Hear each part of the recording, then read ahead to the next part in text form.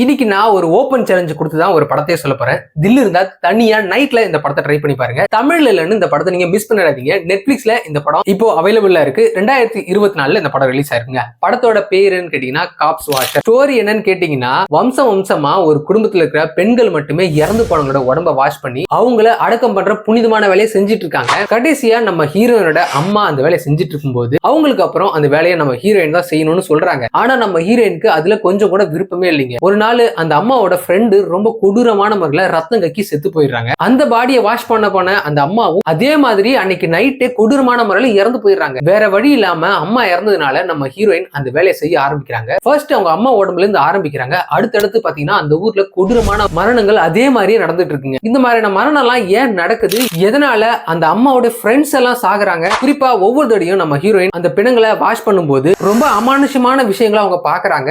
அது மட்டும் இல்லைங்க, அவங்க வீட்லயும் அந்த மாதிரி சம்பவங்கள் நடக்குது. இதுக்குண்டான காரணம் எல்லாத்தையும் கிளைமேக்ஸ்ல செம்ம த்ரில்லிங்கா ரிவீல் பண்ணிருக்கிற படம் தான் காப்ஸ் வாஷர். 2024ல ரிலீஸ் ஆகிற ஒரு தரமான படங்க. லைட் எல்லாம் ஆஃப் பண்ணிட்டு நைட்ல இந்த படத்தை ட்ரை பண்ணி பாருங்க. மஸ்ட் வாட்ச் மூவி தான் நான் சொல்லுவேன்.